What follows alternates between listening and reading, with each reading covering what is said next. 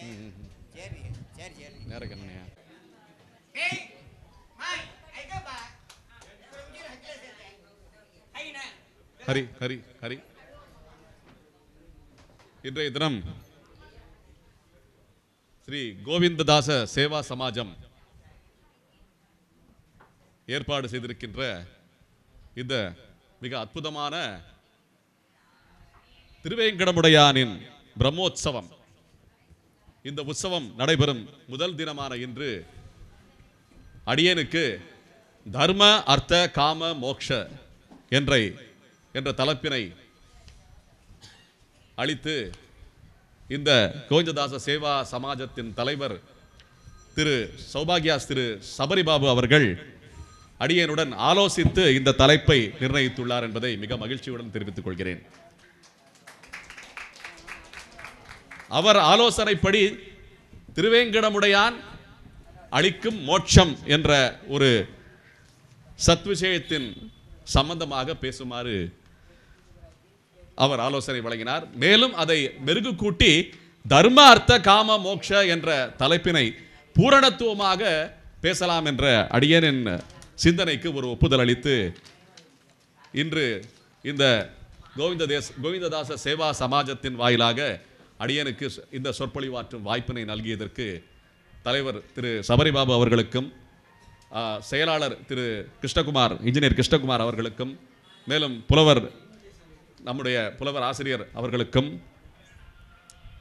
மேலும் இங்கு இருக்கின்ற நிர்வாகஸ்தர் அனைவருக்கும் அடியனுடைய முதற்கண் நன்றியையும் வணக்கத்தையும் தெரிவித்துக் கொள்கிறேன். மேலும் வந்திருக்கின்ற அத்துணை பக்த கோடிகளுக்கும் இதற்கு அடியேன் சொற்பொழிவாற்றுவதற்கு முன்னதாக மிக அற்புதமாக பஜனையை நிகழ்த்திய திரு காஞ்சனா அம்மையார் அவர் தம் குழுவினருக்கும் அடியனுடைய வாழ்த்துக்களை நன்றியையும் தெரிவித்துக் கொள்கிறேன்.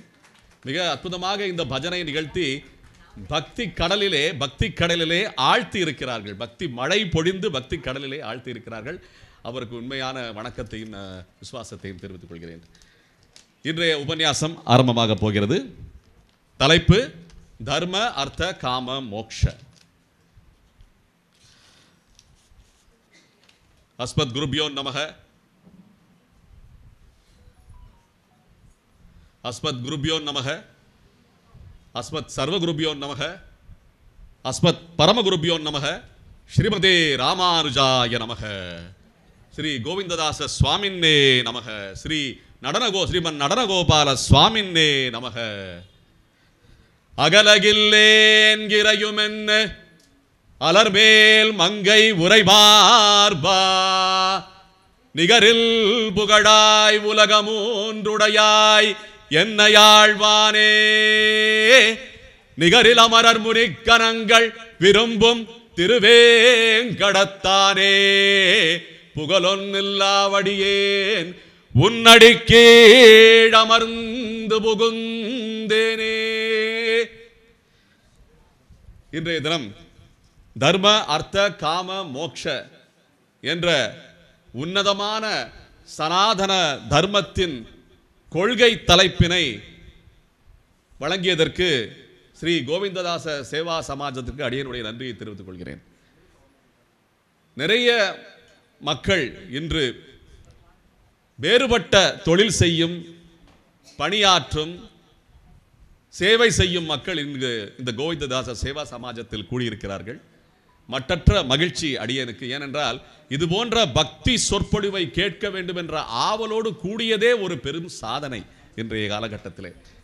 ஏனென்றால் இன்றைய காலகட்டத்திலே நம்முடைய வாழ்க்கை கொள்கை இது ரெண்டும் ஒரு சேர செல்கிறதா என்றால் அதுவே ஒரு சவால் தான். நம்ம ஒன்று செய்யணும், நல்ல காரியம் ஒன்று செய்யணும்னு நினைச்சா அதற்கு உண்டான தடைகள் பல உண்டு. ஒரு நல்ல காரியம் செய்யணும்னு நீங்க நினைச்சீங்கன்னா அதற்கு தடையா தான் பல காரியங்கள் வரிசை கட்டி நிற்கும். இன்னைக்கு இது போன்ற ஆசிரமங்கள், இது போன்ற சேவா சமாஜம் போன்ற ஆசிரமங்கள் நம் முன்னோர்கள் கோடிட்டு என்ன ஏற்படுத்தி நிர்வாகம் செய்ய வேண்டும் என்ற ஒரு கட்டளையை ஏற்படுத்தி செய்திருக்கிறார்கள் என்றால் இந்த கலியின் கோலாகலம் இப்படி மாறப்போகிறது. அப்படி மாறப்போகின்ற கோலாகலத்திலும் இது போன்ற சத்விஷயங்களை மக்கள் காது கொடுத்து சிரவணித்து பஜனை சொற்பொழிவு போன்றவர்களை எல்லாம் கேட்க வேண்டும் என்ற அந்த கொள்கையை நாட்டி சென்றிருக்கிறார்கள் இது போன்ற நிர்வாகஸ்தர்கள். இதை நீண்ட காலமாக இன்னும் மேலும் மேலும் வளர வேண்டும் என்று இந்த நிர்வாகம் முன்னெடுத்து முயற்சி செய்து அதன் வளர்ச்சியை மேற்கொண்டும் காண்கிறது என்றால் அதுவே பெரிய பாராட்டுக்குரிய விஷயம் அந்த நிர்வாகத்துக்கு நாம் செலுத்த வேண்டும். ஏன்னா இன்னைக்கு இருக்கிற தலைப்பே அது சம்பந்தமானது தான். தர்மம், அர்த்த, காமம், மோட்சம், இந்த 4 விஷயங்கள் தவிர உலகத்தில் இது வேறு எதுவும் கிடையாது. ஒருத்தட்ட கேட்டேன், தர்மம் என்ன என்னப்பா அப்படின்னு கேட்டேன். தர்மம் என்ன, நம்ம இந்த சாலையில் போகும்போது வண்டி வாகனங்கள் போகும்போது அங்கே நிறுத்தம் வரும், நம்ம காவலாளர்கள் நிறுத்தி வைப்பாங்க. ஏன்னா அப்போ தான் சீராக வண்டிகள் போகும், எதுவும் சுப நிகழ்ச்சி அதாவது தவறாக எதுவும் நடந்துடக்கூடாது. ஏன்னா அதனால எதுவும் வண்டி வாகனம் மோதிரக்கூடாது, மக்களுக்கு ஆபத்து ஆகக்கூடாதுன்னு சொல்றதுனால அந்த சாலையில் ஒரு சில நிறுத்தம் வரும். அப்போ நிறுத்தம் வரும்போது 4 பேர் ஐயா எனக்கு கொஞ்சம் தர்மம் கொடுங்க அப்படின்னு கேட்பாங்க. நம்முடைய தலைவர் திரு சபரி பாபு இது போன்ற பக்தி நிகழ்வுகளிலே நாட்டம் உள்ளவர் என்பதை அடியேன் மிக மகிழ்ச்சியோடு தெரிவித்துக் கொள்கிறேன். ஏன்னா அடியன் பேசும்போது இந்த தர்ம, அர்த்த, காம, மோட்சம் பேசும்போது இதில் நிறைய வியாபாரம் பண்ணுறவங்க நிறைய இருக்காங்க, அதுபோல் தொழில் பண்ணுறவங்க இந்த குழுவில் நிறைய இருக்காங்க. அதுக்கு அடியனுடைய பாராட்டுகள். இப்போ இந்த தர்மம்னு சொல்கிறது அது போன்ற சாலையில் ஒரு 10 பைசாலாம் கிடையாது, இப்போ 5 ரூபா 10 ரூபான்னு கேட்கும்போது அதுதான் தர்மம்னு மக்கள் நினச்சிக்கிட்டு இருக்காங்க. நம்ம ஒரு 10 ரூபா கொடுத்தா தர்மம் நமக்கு புண்ணியம் கிடைக்கும் அப்படின்னு நினச்சிக்கிட்டு இருக்காங்க. உண்மையிலேயே தர்மம்ங்கிறது அது மட்டும் கிடையாது, அதுவும் இருக்கு, அதுவும் ஒரு பகுதி தான். ஆக தர்மம்ங்கிறது என்ன அப்படின்னு கேட்டோம்னா, நாம் பிறந்ததிலிருந்து என்ன இந்த தர்ம, அர்த்த, காம, மோட்சம் என்பது செயல்பட்டு கொண்டிருக்கிறது. எப்படி இது நமக்கு சாத்தியம் அப்படின்னு பார்த்தீங்கன்னா, பிறந்த உண்ட குழந்தை பிறக்குது, ஒரு தாயின் கர்ப்பத்தில் இருந்து யோனி வழியாக பிறக்கிறது இந்த குழந்தை சிசு, இந்த பூமியிலே பிறக்கிறது. அப்படி பிறந்த உடனே அந்த குழந்தை சத்தம் போட்டு அழும். என்ன சத்தம் போட்டு அழும்போது ஏதோ அது கேட்கிறது, ஏதோ அது தன்னுடைய பசியினாலோ இல்லை அந்த கர்ப்ப அவஸ்தையினாலோ அது கேட்கிறது, அது கத்துகிறது. அப்போ அதுக்கப்புறம் அந்த கத்தல் நிற்கணும்னா அந்த தாய் என்ன பண்ணுகிறாள், இந்த கத்துவது அந்த குழந்தையின் பசிக்காக அது அழுகிறது, கத்துகிறது. அப்ப தாய் உள்ளம் என்ன செய்கிறது, தன் மார்பில் இருக்கின்ற அந்த சுரக்கின்ற பாலை அந்த குழந்தைக்கு அளிக்கிறது. அளித்த உடனே அந்த குழந்தை அழுகையை நிறுத்துகிறது, அந்த தாய் மகிழ்வுறுகிறாள் அப்படின்னு சொல்லும்போது இந்த குழந்தை பிறக்கும் போதிலிருந்து இது அனைவருக்கும் பொருந்துங்க. இந்த குழந்தை பிறந்ததுல இருந்து என்ன பசியினாலே அழும்போது தாய் பால் ஊட்டுகிறாள் பார்த்தீங்களா, இதுதான் தர்ம, அர்த்த, காம, மோட்ச. எப்படிங்க இதுல பொருந்தும்? தர்ம, அர்த்த, காம, மோட்சம்ன்றது பெரிய தத்துவங்க. என்ன தர்மம்ங்கிறது மிகப்பெரிய தர்மம். என்ன கிருஷ்ணன் தர்மத்தையே உபதேசம் பண்ணியிருக்கிறான். கிருஷ்ணன் தர்மம் சனாதனம்னு சொல்லி, நான் தான் தர்மம் என்று சொல்லி சனாதன தர்மத்தில் போற்றி இருக்கிறார்கள் அவர்களை. அப்படி சொல்லும்போது என்ன தர்மம்னா அவ்வளவு பெரிய தத்துவமாச்சு. இதை ரொம்ப சாதாரணமா நீங்க ஒரு குழந்தைக்கு தாய்ப்பால் கொடுக்கறதுல அடக்கிட்டீங்களே அப்படின்னா எப்படி சாத்தியம்னா இதுதான் தர்மம். எப்படின்னா அந்த குழந்தை பிறந்த உடனே ஒரு 5 நாளோ 10 நாளோ கழிச்சு பசிக்கும் போது அழுது பாக்கீங்களா, அப்ப அந்த குழந்தை கேட்கிறது பசிக்காக ஏதோ. என்ன அப்ப அந்த குழந்தை கேட்கிறதுக்குத்தான் இந்த தர்ம அப்படின்னு சொல்லுவாங்க. கேட்கிறது ஒரு தர்மம். ஏன்னா தர்மம் நம்ம பிராமணர்கள் பிக்ஷை கேட்க வேண்டும். இந்த பிக்ஷை கேட்கிறதுக்குன்னே ஏற்படுத்தப்பட்ட மாதம் தான் இந்த புரட்டாசி மாதம் என்பது அனைவருக்கும் தெரியும். என்ன காலங்காத்தால நல்ல ஸ்நானம் பண்ணிட்டு திருமணம்லாம் இட்டுக்கிட்டு வெளியில போய் தெரிந்தவங்க தெரியாதவங்க எல்லார் வீட்டிலையும் போய் கோவிந்த அக்ஷயம் கோவிந்தா, கோவிந்த அக்ஷயம் கோவிந்தான்னு சொல்லி பிச்சை கேட்டு அதில் போடப்படுகிற இடப்படுகிற அரிசியை வைத்துக்கொண்டு வீட்டிலே சமைத்து பாகவதர்களுக்கு என்ன அந்த அந்த போஜனம் எல்லாம் அளித்த விஷயம்தான் இந்த புரட்டாசி மாதத்திலே வருகின்ற தசல் என்று போற்று. அதான் தசல். அந்த தசலே எப்படின்னா அந்த தர்மத்தின் வாயிலாகத்தான் ஏற்படுகிறது. அப்ப அந்த குழந்தை என்ன கேட்குது, பால் கேட்குது, இது தர்மம். அப்ப இந்த அன்னை என்ன பண்ணுகிறாள், இந்த குழந்தை அழுது பார்த்தீங்களா, அதுதான் அர்த்தம். அர்த்தம் என்ன, இந்த தர்மம், இந்த பசியே தர்மம் என்று சொல்லும் போது அந்த பாலை கேட்கிறதுக்கு உண்டான வழி அந்த குழந்தைக்கு என்ன இருக்கு? பேசவா முடியும்? இல்ல ஒரு ஓலையில எழுதி கொடுக்கவா முடியும்? இல்ல யாராவது சிபாரிசு செய்வாங்களா இந்த குழந்தைக்கு பசிக்குதுன்னு சொல்லி? அந்த குழந்தை அழுது பார்த்தீங்களா, அந்த அழுகை தான் அதற்குண்டான வழி. அந்த பொருளை, அந்த தாய்ப்பாலை பெறுவதற்கு அந்த வழிதான் அர்த்தம் என்று சொல்லப்படுகிறது. அதான் அர்த்தம், அந்த வழிதான், அந்த அழுகை தான் அர்த்தம். அப்ப அழுத உடனே அந்த அந்த அழுகைக்கு உண்டான மாறுதல் விஷயமாக, அந்த அழுகையை போக்குவதற்கு, பசியை போக்குவதற்குண்டாக அந்த தாய் எங்கிருந்தாலும் ஓடி வந்து மாரை அந்த குழந்தையின் வாயிலை வைத்து தாய்ப்பாலை ஊற்றுகிறாள். பார்த்தீங்களா, அதுதான் காமம் என்று போற்றப்படுகிறது. அந்த குழந்தைக்கு உண்டான அந்த பசி தீருகிறது, காமம். அதான் காமம். இதுதான் வாழ்க்கையிலே ஒரு நபரின் முதல் தர்மம், அர்த்தம், காமம். இந்த தர்மம் என்பது அந்த குழந்தைக்கும் பொதுவானது, அந்த தாய்க்கும் பொதுவானது, இரண்டு பேருக்கும் உண்டான தர்மம். ஏன்னா பசிக்கு அழுகிற குழந்தை அந்த பால் கிடைக்கலன்னா பலவீனமாகிரும். அதே போல அந்த பால் மார்பிலே வைத்திருக்கின்ற அந்த தாய் பால் கொடுக்கலன்னா பால் கட்டி, அந்த மார்பு கட்டி அதுவே ஒரு வியாதியாகிவிடும். அப்படின்னா தர்மம் என்ன சொல்லுது? இந்த அழுகிற குழந்தைக்கு பால் கொடுக்கணும் அந்த தாய். இதுதான் தர்மம். இதுல இந்த தர்மத்துல எது தவறுனாலும் பிரச்சனை தான், எது தவறுனாலும் பிரச்சனை தான். இப்ப காமம் வரைக்கும் வந்துட்டோம். அந்த குழந்தை பசி வந்து போக்குறதுக்கு அந்த தாய் வந்து பால் கொடுத்துட்டா. இப்ப தர்மம், தர்மம் வந்து இந்த பால் கொடுக்கணும்ங்கிறது தர்மம். அர்த்தம்ங்கிறது குழந்தை அழுததும் தாய் ஓடி வந்ததும் அந்த செயல்தான் அர்த்தம். காமம் என்பது அந்த குழந்தைக்கு பால் கிடைத்தது. இப்ப கிடைச்ச உடனே என்னாச்சு? இதுதான் மோட்சத்துக்குண்டான ஸ்தானம். அந்த குழந்தை என்ன பண்ணுது? அழுகைய நிறுத்திருச்சு. பால் கொடுத்த உடனே பசி தீந்துருச்சு. பசி தீர்ந்த உடனே என்ன பண்ணிருச்சு? அது அந்த அவஸ்தையிலிருந்து வெளியே வந்துருச்சு. அதுதான் மோட்சம், அதுதான் மோட்சம்.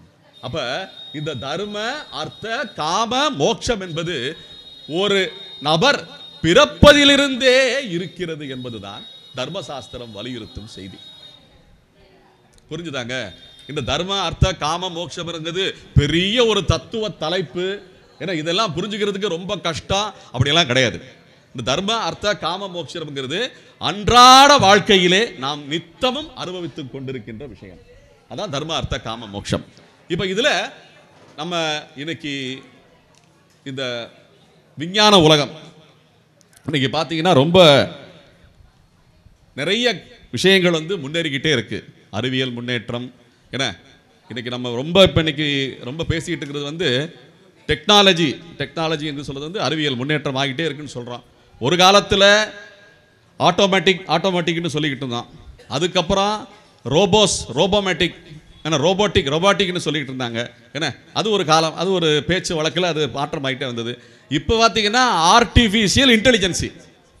ஏன்னா எதை எடுத்தாலும் இன்னைக்கு ஏஐ அப்படின்றான். மிரட்டுற மாதிரி தோணியில் ஐ அப்படின்னா என்ன எடுத்தாலும் ஏஐ.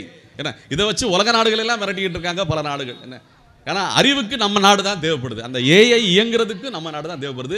அதுக்கு நம்ம வந்து அந்த அறிவு தான் முன்னோடியாக நின்றுட்டு இருக்குங்கிறது போல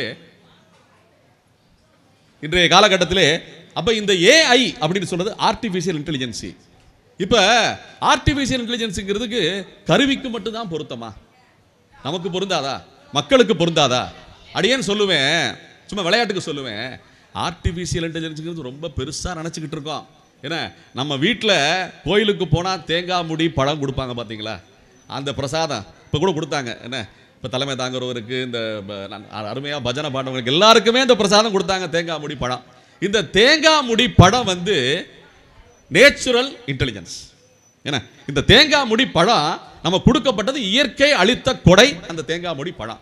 இப்போ அதை வீட்டுக்கு கொண்டு போய் அந்த தேங்காய் முடியை துருக்கி அப்படியே கூட சாப்பிடலாம், அது நேச்சுரலாக சாப்பிடலாம். ஆனால் அப்படி பண்ண மாட்டாங்க. அதை வந்து கொஞ்சம் மிச்சம் வச்சுக்கிட்டு நாளைக்கு காலையில் என்ன அந்த மிக்சியில் போட்டு அரைச்சு அந்த தேங்காய் சட்டினி செஞ்சு சாப்பிட்றாங்க பார்த்தீங்களா? இதுதாங்க ஆர்டிஃபிஷியல் இன்டெலிஜென்ஸ். என்ன ஆர்டிஃபிஷியல் இன்டெலிஜென்ஸ்? ஏன்னா இயற்கையா இருக்கிறத செயற்கையா மாற்றம் செஞ்சு பலத்தோட கலந்து, என்ன தண்ணி இஞ்சி அதெல்லாம் போட்டு கலந்து கொஞ்சம் உப்பு கலந்து என்ன அந்த சட்டினி பண்றாங்க பார்த்தீங்களா? அங்க இருந்து ஆர்டிஃபிஷியல் இன்டெலிஜென்ஸ் ஆரம்பமாயிருச்சு. என்ன, இது ஒன்றும் புதுசு கிடையாது. இது தர்ம, அர்த்த, காம, மோட்சத்திலே அடங்கிறோம். என்ன, நம்ம காமம் கூட கூட என்ன இந்த வழியும் நமக்கு புதுசா பிறக்குது. தேங்காயை அப்படியே சாப்பிட்டு கூட பசி ஆத்திருக்கலாம். ஆனா நமக்கு ருசி தேவைப்படுது பார்த்தீங்களா, அந்த காமம் கூடுது பார்த்தீங்களா, அப்ப அர்த்தம் பிறக்குது, ஒரு கருவி பிறக்குது, மிக்சின்னு சொல்லி. என்ன முந்தி உரலை போட்டு ஆட்டி என்ன அரைச்சு அந்த தேங்காய் சட்னி சுவையா இருக்கும். என்ன இன்னைக்கு கூட சில போஜன உண்டி சாலையில் பார்த்தீங்கன்னா அரைச்சு அந்த உண்மையில் அரைச்சு உண்மையில் அரைச்சு கொடுக்குறாங்க. அது அரைச்சு கொடுத்தா அதோட சுவையே தனியாக கூட இருக்கு. என்ன இந்த கருவியில் அரைக்கிறத விட அந்த அதில் அரைக்கிறது சுவை கூடுது. அப்படிலாம் இருக்கும்போது ஆர்டிஃபிஷியல் இன்டெலிஜென்ஸ் சாதாரணமாகவே இருக்குங்க. ஒரு பெயரை கொடுக்குறோம், அவ்வளோதான். இப்போ அடியனுக்கு பெயர் என்ன சூட்டியிருக்காங்க, பிறக்கும்போது விஜய் பாபு அப்படின்னு சூட்டியிருக்காங்க. என்ன இந்த பேரே கொஞ்சம் கொஞ்சம் மாற்றமாகி இன்னைக்கு அடியன் தொழில் பண்ணிக்கிட்டு இருக்கேன். அந்த தொழிலுடைய அந்த கருவி, அந்த சுத்திகரிப்பு தண்ணீர் சுத்திகரிப்பு கருவியை வியாபாரம் செய்கிற தொழில், அதுக்கு பேர் தீர்த்தம்னு பேர் வச்சிருக்கேன். இப்போ பேரோட சேர்த்து தீர்த்தம் விஜய் பாபுன்னு சொல்ல ஆரம்பிச்சிட்டாங்க. இல்லை பேர் சேர்ந்து பார்த்தீங்களா, எல்லாம் ஆர்டிஃபிஷியல் இன்டெலிஜென்ஸ் தான் சேர்ந்துக்கிட்டே இருக்கு. இயற்கையில இருந்து செயற்கைக்கு எது எது மாறுகிறதோ அது எல்லாமே என்ன அர்த்த மோக்ஷ தர்ம, இந்த தர்ம அர்த்த காம மோட்சத்திலேயே அடங்கிடும். என்ன நம்ம சௌபாகியாஸ் சபரிபாபு அவங்க கடைக்கு போனோம்னா என்ன அந்த நகைகளை எல்லாம் பார்க்க ஆரம்பிச்சோம்னா பார்த்துக்கிட்டே இருக்கணும், வாங்குறதுக்கே மனசு வரமாட்டேங்குது, விதவிதமா இருக்கே. என்ன நம்ம இன்ஜினியர் சார் வீடு காட்டுவார், இந்த வீடு நான் கட்டியிருக்கேன், அந்த வீடு நான் கட்டியிருக்கேன்னா இது எல்லாத்துக்கும் மேலே என்ன இன்னும் அற்புதமாக ஒரு வீடை கட்டணும்னு ஆசை கூட்டுது பார்த்தீங்களா. ஏன்னா இது போல பல ஆசைகள் காமங்கள் கூடிக்கிட்டே இருக்குங்க. ஒரு காலத்தில் திருப்பதி போகணும்னா மாட்டு வண்டி கட்டி நடையா கூட நடந்து திருமலைக்கு போன காலம் ஒன்று. என்ன எங்கள் அம்மா கூட சொல்லுவாங்க, டேய் நான் பிறந்த உடனே ஒரு 6-7 வயசுக்கு நம்ம தாத்தா கூட்டு போவாரடா, அப்போ திருமலை ஆர்ச்சு அதுக்கு மேலே ஏறி வண்டி போகிறதெல்லாம் கிடையாது. ஏன்னா அத்தோட வண்டி அந்த நடையெல்லாம் நின்றுமா, அத்தோட வண்டி வாகனம்லாம் நின்றுமா. அதுக்கப்புறம் நடையா நடந்து தான் என்ன அந்த பேடி ஆஞ்சநேயர் சன்னதிக்கு போயிட்டு அதுக்கப்புறம் என்ன அந்த வைகுண்ட வாசலெல்லாம் தாண்டி அங்கே திருமலைக்கு அந்த வெள்ளை கோபுரம் வழியாக போக முடியும்னு சொல்கிறாங்க. அப்படி இருந்த காலம். அப்படின்னா அந்த இந்த ரோடு இந்த சாலைகள்லாம் கிடையாது. அப்போ என்ன பிற்பாடு தான் இப்போ தான் ஏற்பாடாயிருக்கு. இப்போல்லாம் ஒரு காலத்தில் திருப்பதிக்கு போயின்னு வந்தோம்னா 45 நாள் 50 நாள் ஆகும். அதனால தான் நம்ம சமூகத்தில் இந்த கோரிக்கைன்னு வச்சாங்க, கொர்க்கெல்னு சொல்லுவாங்க பார்த்தீங்களா. ஏன்னா காடு என்ன மலைகள் ஊரெல்லாம் தாண்டி போகணும்னா நிறைய பேர் சேர்ந்து போனால் பாதுகாப்பு. இன்னைக்கு மாதிரி ஜோடியாக ஒரு டிக்கெட்டை புக் பண்ணிவிட்டு அப்படியே 4 சக்கர வாகனத்தில் ஏறி என்ன தரிசனம் பண்ணிட்டு 2 நாளே திரும்பி வர்றது கதியெல்லாம் கிடையாது. அப்போ எல்லாம் சேர்ந்து கூட்டாக சேர்ந்து போனால் தான் பாதுகாப்புங்கிறதுனால ஒரு குடும்பத்தார் அனைவரும் சேர்ந்து என்ன மகன் மகள் மருமகள் மக்கள் எல்லாமே சேர்ந்து ஒரு 50 பேர் 60 பேராக சேர்ந்து போயிட்டு வர்றதுக்கு ஒரு 20 நாள் ஆகும். அந்த மாதிரி யாத்திரையாக போன காலம் ஒன்று. ஏன்னா அப்போ இருக்கும்போது தான் இந்த கோவிந்ததாச சுவாமிகள் இப்போ சற்று நேரத்துக்கு முன்னாடி நம்ம இன்ஜினியர் கிருஷ்ணகுமார் சொன்ன மாதிரி என்ன அங்கே நடக்கிற நிகழ்வுகள் எல்லாம் இங்கேயே அனுபவிக்க வேண்டும் என்ற ஒரு பேர் ஆவலோடு எண்ணத்தோடு தான் நம்முடைய கோவிந்ததாச சுவாமிகள் இந்த வைபவத்தை ஏற்படுத்தி இருக்கிறார்கள். எப்படி இருக்கும் பாருங்க. என்ன அப்படின்னா என்ன அர்த்தம், அங்கே நடக்கிற நிகழ்ச்சியை என்ன இயற்கையா அங்கே நடக்கிற அந்த என்ன இந்த பிரம்மோற்சவ நிகழ்ச்சி பிரம்மாண்டமாக நடக்கின்ற அந்த பிரம்மோற்சவம் திருவேங்கடமுடையானின் திருமலையப்பனின் பிரம்மோற்சவ நிகழ்ச்சியை இன்னைக்கு நம்ம இங்கெல்லாம் உட்கார்ந்துக்கிட்டு மனசார நினைத்து அனுபவிக்கும் வண்ணம் இந்த கோவிந்ததாச சேவா சமாஜத்தின் அந்த நிர்வாகஸ்தர் செய்திருக்கிறார்கள் என்றால் இதுதான் ஆர்டிஃபிஷியல் இன்டெலிஜென்ஸ். என்ன தர்ம அர்த்த காம மோக்ஷ, நாம் இந்த பகவானை அனுபவிக்க வேண்டும் என்ற அந்த இன்பம், அதுதான் காமம். அந்த இன்பத்தை அந்த பேரின்பத்தை இங்கே நமக்கு வழங்கும் வண்ணம் என இந்த கோவிந்ததாச சுவாமிகள் செய்து வச்சிருக்கிறார். அன்றைக்கே இந்த ஆர்டிஃபிஷியல் இன்டெலிஜென்ஸியை கண்டுபிடிச்சு செஞ்சுட்டாரு. ஏன் இன்னைக்கு நினைச்சா கூட நம்ம திருப்பதிக்கு போக முடியுமா சொல்லுங்க? இன்னைக்கு அந்த வரிசையைப்படி பார்த்தோம்னா அதை நம்ம அந்த சீட்டு எல்லாம் இது பண்ணுறாங்களா, ஆன்லைன்லேயே பண்ணுறாங்க. எல்லாமே இன்னைக்கு டிஜிட்டல் தான், மின்னணு தான். இன்னைக்கு போய் கேட்டோம்னா இந்த மாதம் கிடையாதுங்க, அடுத்த மாதம் கிடையாதுங்க, டிசம்பர் மாதம் தான் இருக்குங்கிறாங்க. என்ன அந்த அளவுக்கு கூட்ட நெரிசல். அந்த ஒரு காலத்தில் கூட்ட நெரிசல் இல்லாத காலத்தில் போகிறது சிரமமாக இருந்தது.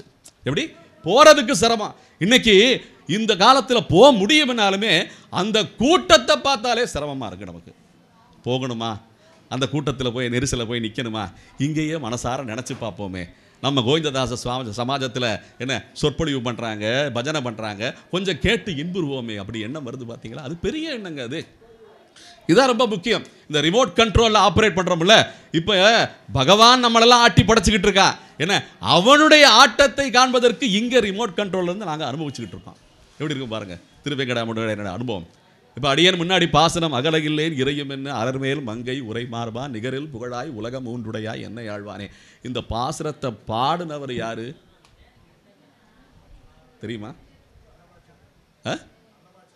அன்னமாச்சாரியன்னு சொல்கிற அவர் பெரிய மகானு, அவர் கூட பாடியிருப்பார், அது வேறு விஷயம். ஆனால் இந்த பாட்டை இயற்றுனவர் வந்து சுவாமி நம்மாழ்வார். சுவாமி நம்மாழ்வார் எங்கே இருக்காரு அப்படின்னு பார்த்தீங்கன்னா, எங்கே இருக்காருன்னா இன்னும் இருக்காரு. என்ன புளிய மரத்தடி குருன்னு சொல்லுவாங்க. அந்த புளிய மரத்தடிக்கு கீழே திருநெல்வேலிக்கும் திருச்செந்தூருக்கும் போகிற மார்க்கத்தில் ஆழ்வார் திருநகரின்ற ஊர். இதை பற்றி கிட்டத்தட்ட ஒரு 100 தடவை நான் அடியேன் பேசியிருப்பேன். கேட்டவங்க நான் அடியேன் பேசுனதை மறுபடியும் கேட்டால் கூட ஆனந்தமாக இருக்கும். ஏன்னா அது போன்ற வைபவம் உள்ள ஆச்சாரிய பெருமக்கள் ஆழ்வார். அவர் தான் ஆழ்வார். ஆழ்வார்களுக்கெல்லாம் தலை சுவாமி நம்மாழ்வார். அப்பேற்பட்ட நம்மாழ்வார் இந்த பாசுரத்தை பாடியிருக்காரு. இந்த பாசுரத்தை பாடின உடனே திருவேங்கடமுடையார் வந்து நேரில் வந்து நின்றுட்டாராம். அகலகில்லேன் இறையுவன்னு அலர்மேல் மங்கை உரை மார்பான்னு சொன்ன உடனே என்னை பற்றி யாரோ பாடுறான்டா, அப்போ இந்த உலகத்தில் கலியுகத்தில் என்னை பற்றி பாடுறதுக்கு ஆள் இருக்கானா அப்படின்னு சொல்லி வந்து திருவேங்கடமுடையார் வந்து நிற்கிறாராம். எப்படி இருக்கும் பாருங்க. எங்க திருச்செந்தூர் திருநெல்வேலி பக்கத்தில் இருக்கிற சின்ன ஊரில் குருகூர், அதுக்கு பேர் ஊர் பேரே சின்ன ஊர் தான், குருகூர் பேர். ஏன்னா அந்த குருகூருக்கு வந்து புளிய மரத்தடி கீழே பாடின பாட்டுக்கு திருவேங்கடமுடையார் வந்து நிற்கிறாருன்னா நம்ம எல்லாம் சேர்ந்து அனுபவிக்கும் போது திருவேங்கடமுடையார் அருள் கிடைக்காதா? கொஞ்சம் கிடைக்காதா? என்ன அதுவே போதுமானதாச்சே அப்படின்னு சொல்லும்போது இந்த பாசுரங்களுக்கெல்லாம் அத்துணை என்ன சக்தி உள்ளது என்பதை தெரிந்து கொள்ள வேண்டும். அப்ப இந்த தர்ம அர்த்த காம மோட்சம் என்ற தலைப்பு. தர்மம் அப்படின்னு சொல்லும்போது அடியேன் சொன்னது போல பிறந்ததிலிருந்து இன்னைக்கு வரைக்கும் நாம காலம் முடிகிற வரைக்கும் அந்த முடிஞ்ச பிறகு நாம செஞ்ச கர்மாக்கள் எல்லாம் சேர்ந்து மறுபடியும் பிறக்க போகிறோம். பிறவி முடியலைங்க, தொடர்கதை இது. நம்ம இந்த டிவி சீரியல் எல்லாம் பார்க்குறோம் பார்த்தீங்களா, அதெல்லாம் உணர்த்துது நமக்கு. அது முடியவே முடியாதுங்க, தொடரும்னு போட்டுருவான். இன்னைக்கு வர்ற திரைப்படங்களை பார்த்தா எந்த திரைப்படமும் முடிய மாட்டேங்குது. கேட்டா பார்ட் 2 வருதுன்றான். அது வருமோ வராதோ, அந்த நடிகர் கூட போயிருப்பான், ஆனால் அந்த பார்ட் 2 இன்னும் நின்றுட்டு இருக்கும். எல்லா திரைப்படத்துக்கும் என்ன 2வது பாகம் அப்படின்னு போட்டுக்கிறாங்க, முதவே போட்டுக்கிறாங்க. ஏன்னா நம்ம வாழ்க்கைக்கே 2வது பாகம் 3வது பாகம்னு இருந்துக்கிட்டே இருக்கு. அப்போ என்ன ஆகுது, நிறைய பேர் சொல்லுவாங்க, நீ என்ன எடுத்துட்டு போற உன ஜென்மம் முடிஞ்ச பிறகு அப்படின்னு கேட்குறாங்க. என்ன நீ கட்டின பங்களாவை எடுத்துகிட்டு போக போறியா, நீ வாங்கின 4 சக்கர வாகனமா, நகை நட்டுக்களா, ஒன்றுமே உன் கூட வர போகிறதில்ல அப்படின்னு கேட்குறாங்க. பார்த்தீங்களா, அது தவறு. ஏன்னா நம்ம எடுத்து போகிறது பெரிய விஷயம். ஏன்னா கர்ம மூட்டை, கர்ம மூட்டை. அந்த கர்ம மூட்டை தான் நம்மளோட வரப்போகுது. அது சாஃப்ட்வேருங்க.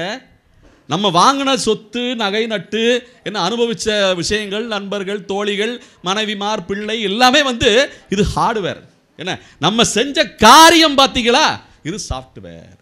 இந்த சாஃப்ட்வேர், இந்த கர்மா அந்த தர்மத்தோட வந்து நிற்கும். அப்ப நிற்கும் போது அந்த கர்மாவின் படி அடுத்த பிறவி என்ன பிறவி? சுணமஞ்சிரி கூசொடி ஜேடைகி ஜியத்கோன் ஜெலும் அவைகின்னு சொல்லி நம்மளுடைய நடன கோபால நாயகி சுவாமி பண்ண அடியேன்னு சொல்லலைங்க, அவர் சொல்லியிருக்காரு. அவரும் தனியாக சொல்லலைங்க, அதுக்கு உட்பட்ட ஆச்சாரியர் பெருமக்கள் சொல்லியிருக்காங்க, வேதத்தில் சொல்லியிருக்காங்க. என்ன வேதத்தில் சொல்லியிருக்காங்க. வேதத்தில் சொன்ன விஷயங்கள் எல்லாமே இன்னைக்கும் நம்ம கண் கூட பார்க்க முடியும். ஏன் திருவேங்கட மாமலையே ரிக்வேதத்தில் போற்றப்பட்டிருக்கு. ரிக்வேதத்தில் என்ன சொல்றாங்க, சிரீன் பீடக அப்படின்னு சொல்றாங்க. ரிக்வேதத்தில் வார்த்தை இருக்குங்க. ரிக்வேதத்தில் சிரீன் பீடக, சிரீன் பீடனா மகாலட்சுமி தாயாருடைய மலையாமது, திருமலை, அதுக்கு தான் அது பேரு. என்ன ஸ்ரீ பீடக. அந்த ஸ்ரீ பீடக என்ற அந்த வார்த்தை தான் ரிக்வேதத்தில் சொல்லப்பட்ட வார்த்தை தான் திருமலை என்று மாற்றப்பட்டிருக்கிறது. என்ன ஸ்ரீம் பீட, அந்த ஸ்ரீம் பீடக என்ற அந்த மாமலை கிருதயுகத்திலிருந்தே இருந்துகிட்டு இருக்கு. என்னமோ திருப்பதி மாமலை என்னமோ இப்போ சமீபமாக ஒரு 1000 வருஷமாக இருக்கிற மலையோ இல்லை 2000 வருஷமாக இருக்கிற நமக்கு எல்லாமே இந்த கிபி கிமு தானே. என்ன நம்ம கிபி கிமு தவிர வேறு எதுவும் தெரியாது. ஏன் கிருஷ்ணனுக்கு முன்னால் கிருஷ்ணனுக்கு பின்னாலுங்கிற சக்தி கூட நமக்கு கிடையாது. ஏன்னா ஒரு 5139ன்னு சொன்னால் என்ன குறைஞ்சா போச்சு, அது கூட நமக்கு சக்தி இல்லை. நமக்கு இந்த தேதி, நம்ம பிறந்த நாள், என்ன எல்லாமே இந்த தேதியிலே முடிச்சிடுறோம் நம்ம. என்ன எல்லாமே இப்போ இருக்கிற இந்த கிபி கிமு ஆங்கிலேயர்கள் சொல்லி தந்த கிபி கிமு தான். நமக்கு இந்த கிருஷ்ணனுங்கிறது ஞாபகம் வராது. ஏன் கிருஷ்ணனுக்கு முன்னாடி ராமு ராபின்னு வச்சுக்கலாம்ல, ராமருக்கு முன் ராமருக்கு பின் கூட வச்சுக்கலாமே. நமக்கு பல வரலாறுகள் இருக்குங்க.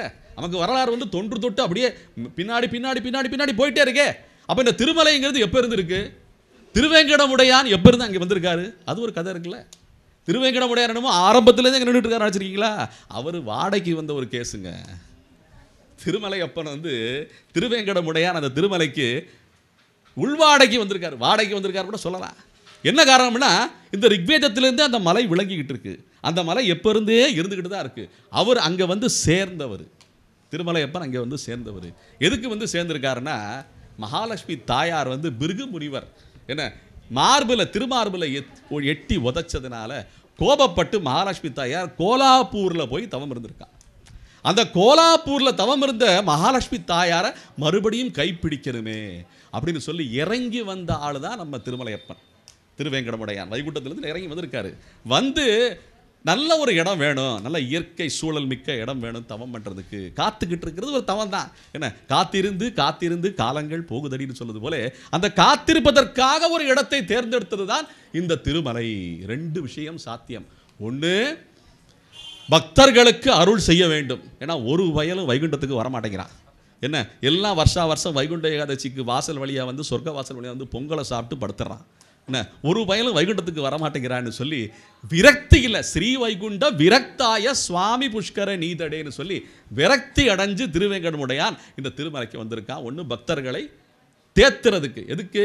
தர்ம அர்த்த காமத்தோட நிற்காம மோட்சத்துக்கு கூட்டு போறதுக்கு வந்திருக்கான் திருமலையப்பன். மற்றொன்று, கைப்பிடித்திய மனைவியை மறுபடியும் மீட்க வேண்டும். இது 2 தான் காரணம். திருமலையப்பன் வேற எந்த லட்சியமும் கிடையாதுங்க. அப்ப திருமலையப்பன் அங்கே வந்து சேரும்போது அங்கே இருந்தவர் யாரு? என்ன, உள்ளூர்காரர் ஆதிக்குடி. இவர் வந்து வந்தேரி.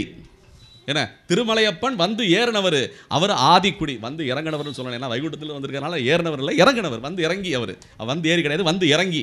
என்ன, ஆதிக்குடி யாரு அப்படின்னு பார்த்தா பூவராக பெருமாள். இந்த பூவராக பெருமாள் என்ன பண்ணிக்கிட்டு இருக்காரு? அங்கே வந்து இளைபாரி கொண்டு இருக்கிறார். என்ன, இது வந்து கிருதயுகத்திலிருந்து இருக்கிற மலை.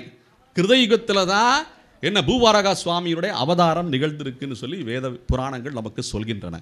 அப்ப இந்த பூமி பிராட்டியை என்ன இடர்ந்தெடுத்த அந்த வராக சுவாமி களைப்பை தீர்வதற்காக நாம எப்படி இன்னைக்கு பல என்ன இந்த உல்லாச தேசங்களுக்கெல்லாம் மலைகளுக்கெல்லாம் மலைப்பிரதேசங்களுக்கெல்லாம் போகிறோம். என்ன, காஷ்மீர், ஊட்டி, கொடைக்கானல் அந்த மாதிரி போகிறோம் பார்த்தீங்களா? அந்த உல்லாசமாக ஓய்வெடுப்பதற்காக தேர்ந்தெடுக்கப்பட்ட இடம்தான் இந்த திருமலை. யாராலே? பூவராக சுவாமியினாலே.